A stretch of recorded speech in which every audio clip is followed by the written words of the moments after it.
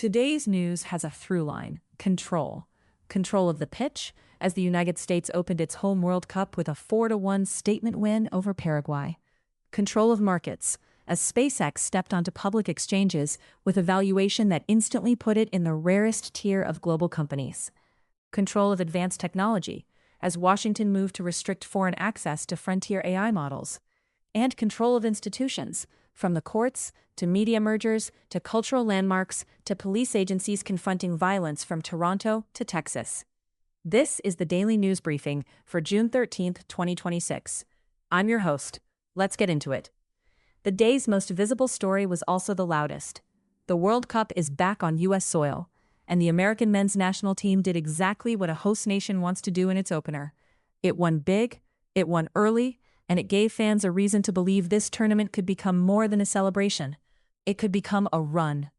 At SoFi Stadium in Inglewood, California, the U.S. beat Paraguay 4-1, powered by 2 goals from Folarin Balogun and a first half in which Christian Pulisic helped set the tempo, before leaving at halftime after taking a kick. The fact is, the scoreline was decisive. The interpretation is that the performance may matter even more than the result. Host nations often face a strange pressure in World Cups. They are surrounded by ceremony, expectations, and emotion, but still have to produce clean, disciplined soccer. The U.S. did that. It converted the occasion into momentum, but there is a caveat, and it is an important one. Pulisic's condition now becomes one of the early storylines of the American campaign. A 4-1 opening win gives the team breathing room, but the U.S. still depends heavily on Pulisic's ability to create space, dictate rhythm, and unsettle defenses. If he is limited, the group stage becomes more complicated. Elsewhere in the tournament, Mexico opened with a 2-0 win over South Africa at Estadio Azteca, while South Korea came from behind to beat Czechia 2-1 in Guadalajara. But even in that opening wave of matches, not every signal was bullish. Visible empty seats at the South Korea-Czechia match raised questions about pricing, access, and demand in an expanded World Cup that is supposed to transform North America into soccer's biggest stage. For investors and business watchers, that attendance note matters. The World Cup is not just a sporting event. It is a media product, a tourism engine, a real estate and hospitality catalyst, and a test of how much consumers are willing to pay for live global spectacle. A full stadium tells one story. Empty seats at premium prices tell another. And that brings us from the stadium to Wall Street, where SpaceX delivered the market story of the day. SpaceX closed its first day of trading at $169.95, with an estimated market value around $2.1 trillion. If those numbers hold as reported, this was not merely a successful IPO. It was a defining public market event for the trillion-dollar era. The fact is that investors finally got a direct way to buy into one of Elon Musk's core businesses. The interpretation is that the market was not just buying rockets, it was buying a bundle of narratives: launch dominance, Starlink's satellite internet business, government contracts, potential defense applications, and the possibility that space infrastructure becomes one of the core platforms of the next economic cycle. That is a powerful story. At a $2.1 trillion valuation, the company has very little room for modest expectations. Investors are pricing in execution at enormous scale. They are pricing in continued launch leadership. They are pricing in Starlink growth. They are pricing in regulatory tolerance. They may even be pricing in some form of long-term convergence between space systems, defense networks, communications, and artificial intelligence. That does not mean the valuation is wrong. Markets often reward companies that define categories. But it does mean the burden of proof is now much heavier. SpaceX is no longer just a private market legend. It is a public market benchmark. Every launch delay, every Starship milestone, every regulatory fight, and every government contract will now be interpreted through the lens of a multi-trillion-dollar stock. And while SpaceX showed how markets reward frontier technology, Anthropic showed how quickly governments can constrain it. Anthropic took its Fable 5 and Mythos 5 AI models offline after a Trump administration export control directive restricting foreign access. The move came after a federal framework for vetting national security risks in advanced AI systems. The immediate fact is commercial disruption. Customers and research users who were building around those models may now face blocked access or uncertainty. The bigger interpretation is geopolitical. Frontier AI is moving into the same mental category as semiconductors, encryption, and other strategically sensitive technologies. In other words, AI is no longer just a software product. it is becoming a controlled national asset. That shift has huge implications. If access to the most advanced models depends on nationality, jurisdiction, or alliance structure, then the AI market could fragment. Companies may have to build different products for different regions. Cloud providers may need stricter identity and access controls. Multinational corporations may find that teams in different countries cannot use the same tools. Researchers may face new barriers. And startups could discover that compliance, not model quality, becomes their biggest constraint. This is where the investor takeaway becomes more subtle. AI remains one of the strongest growth themes in global markets, but the regulatory premium is rising. The winners may not simply be the companies with the best models. They may be the companies that can navigate national security rules, build trusted infrastructure, and satisfy governments without losing too much commercial flexibility. Now, the consumer picture added a more complicated note. The University of Michigan's preliminary June Consumer Sentiment Index rose to 48.9, up from May's record low 44.8, according to the market data, cited in today's briefing. Helped, in part, by easing gasoline prices. But it is still historically weak. This contrast is worth sitting with. On one side, investors are willing to value a space company at more than $2 trillion. On the other, households still feel under pressure. That gap between market confidence and consumer mood is one of the defining economic tensions of the moment. Facts, sentiment improved. Interpretation, the public still does not feel like the economy is healthy. Forward-looking risk. If consumers remain cautious, strong asset prices may not translate into broad economic confidence. From markets, we turn to culture, where Taylor Swift's induction into the Songwriters Hall of Fame carried more weight than a standard awards night milestone. At 36, Swift became the youngest woman inducted into the Songwriters Hall of Fame. The fact is historic. The interpretation is that the honor lands in the middle of a much larger argument about ownership. Swift's career has become a case study in how creative work becomes financial power. Her songs are not just content. They are intellectual property, fan infrastructure, touring demand, streaming leverage, and catalog value. Her public battles over masters and re-recordings helped teach a generation of fans that ownership is not a technical detail, it is the business. That matters even more in a week when AI access is being restricted by the federal government, and a major media merger cleared a key antitrust hurdle. Across entertainment and technology, the central question is the same: who controls the asset? For a songwriter, the asset is authorship. For an AI company, it is model capability. For a media conglomerate, it is distribution and intellectual property.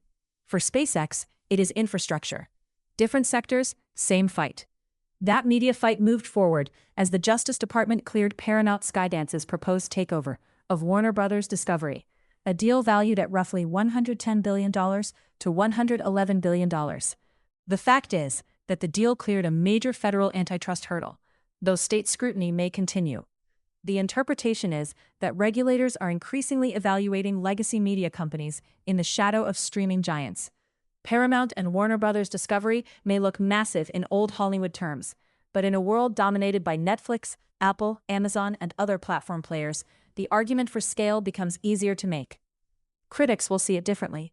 Fewer major studios can mean fewer buyers for creative work, fewer centers of decision-making, and less bargaining power for writers, producers, and independent creators. The bullish case is that consolidation helps legacy companies compete globally. The bearish case is that it narrows the creative marketplace. Both can be true. The courts also drew hard lines today. A federal appeals court upheld Sam Bankman-Fried's fraud conviction and 25-year prison sentence, rejecting arguments that his trial was unfair. The fact is that one of the most important criminal judgments from the crypto collapse remains intact. The interpretation is that the legal system has continued to send a clear message: digital assets did not make old-fashioned fraud legally new. That matters for crypto markets. The industry has spent years trying to separate legitimate blockchain infrastructure from the excesses and failures of the last boom. The Bankman-Fried case remains a symbol of the damage done when customer assets, leverage, governance failures, and charismatic leadership all collide. The forward-looking question is whether the crypto industry can keep rebuilding trust under tighter legal, regulatory, and institutional scrutiny. The answer is not simply about token prices. It is about custody, transparency, compliance, and whether major financial institutions believe the risk has become manageable. In Washington, another institutional fight played out at the Kennedy Center. where workers began removing President Trump's name from the facade after a court-ordered deadline and the denial of last-minute efforts to stop the removal. The fact is a legal and physical change to a prominent cultural institution. The interpretation is that the fight was never just about signage. In Washington, names, buildings, and boards are proxies for power. They shape public memory. They signal patronage. They define who gets to imprint politics onto civic space. That is why these symbolic battles often become so intense. The surface issue may be a name on a building. The deeper issue is institutional control. Public safety stories were also central today, and they were grim. In Toronto, Constable Mark Pinizzato, 43, was killed while executing a search warrant tied to an investigation that included a March shooting at the U.S. consulate in Toronto. Authorities said one suspect was in custody receiving medical care, while police released information about another person sought in the investigation. The fact is that an officer was killed during an operation connected to a diplomatic site shooting investigation. The uncertainty is the full scope of the threat and whether investigators ultimately establish a broader political motive or network. Until authorities provide more detail, that part remains unresolved. In Midland, Texas, authorities said 45-year-old Victor Mata Villarreal opened fire on officers and bystanders, killing one person and injuring 10 before barricading himself in an abandoned veterinary clinic, where he was later found dead. Officials said Villarreal had already been wanted after allegedly firing at a police officer days earlier. The fact pattern is painfully familiar. Prior police contact, warning signs, rapid escalation, civilian casualties, and a multi-agency response. The interpretation is that public safety systems are still struggling with the narrow window between known risk and mass harm. On national security, President Trump said U.S. Southern Command carried out a strike that killed Hector Restenford Guerrero Flores, known as Niño Guerrero, a leader of Tren de Aragua. The administration said the operation was coordinated with Venezuela. This is a highly consequential claim. The fact is the president's statement. The uncertainty is independent confirmation, the precise legal authority, and the operational details. Those questions matter because if this strike becomes a template for targeting criminal organizations designated as terrorism threats, it could mark a meaningful expansion in how the United States uses military force against transnational gangs. In California, a massive fire destroyed a 1 million square foot Medline medical equipment warehouse in Tracy, about 55 miles east of San Francisco. Officials said the facility supplied medical equipment to area hospitals, and investigators were examining why sprinklers did not work during the blaze. The interpretation is that this is a healthcare supply chain story, not just a fire story. Hospitals depend on a constant flow of supplies that most patients never see until something breaks. When a major regional warehouse goes offline, distributors and health systems have to reroute quickly. The risk is not always immediate scarcity, but friction, delays, substitutions, higher costs, and strain on already complex procurement systems. Weather added another layer of disruption, with reports of tornado damage and cleanup in parts of the Midwest, while climate outlooks warned that a developing El Niño could raise the odds of heat, drought, flooding, and intense storms in different regions. The practical takeaway is that weather risk remains an economic risk. It affects insurance, agriculture, utilities, logistics, and municipal budgets. And finally, a note from media history. Gene Shalit, the longtime Today Show film critic, known for his distinctive look and pun-heavy reviews, died at 100. For decades, Shalit represented a different media age, a time when a morning show critic could reach millions through a few minutes of broadcast television. His death lands in a week defined by consolidation, streaming scale, and platform power. That contrast is sharp. One era centered on mass audience personalities. The current era centers on intellectual property, algorithms, subscription economics, and corporate leverage. So where does this leave us? The next 24 to 48 hours will likely focus on 3 pressure points. First, the World Cup. Watch for medical updates on Christian Pulisic, continued reaction to the U.S. opener, and whether attendance concerns become a real tournament narrative or just an early logistical blemish. Second, frontier technology. SpaceX now has to trade like a public company, which means every expectation becomes measurable. Anthropic's model shutdown, meanwhile, will test how quickly AI companies, customers, and governments adjust to a world where access is no longer purely commercial. Third, institutions and authority. Courts, regulators, and law enforcement are asserting boundaries. Whether in the Bankman-Fried appeal, the Kennedy Center dispute, the Paramount-Warner review, the Toronto and Texas investigations, or the reported strike against Tren de Aragua leadership. The connective tissue is control. Control of markets, models, stadiums, catalogs, courts, borders, names, and narratives. For investors, the lesson is not simply that the news is busy. It is that power is being repriced. Public markets are assigning extraordinary value to strategic technology. Governments are tightening their grip on AI. Media companies are consolidating to survive the platform era.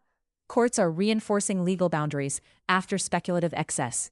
And consumers, even with modestly better sentiment, remain cautious. That is the story of the day. Optimism at the top, pressure underneath, and institutions moving aggressively to define the rules. As always, this briefing is for informational purposes only. It is not financial advice, investment advice, legal advice, medical advice, or safety advice. Developing stories can change as authorities, courts, companies, and event organizers release more information. For now, the bottom line is this. The World Cup gave America a spectacle. SpaceX gave markets a new trillion-dollar benchmark. Anthropic gave Washington a test case for AI control. And the ports and police blotters reminded us that institutional pressure is not abstract. It shows up in portfolios, in policy, in public safety, and in the stories we will still be following tomorrow.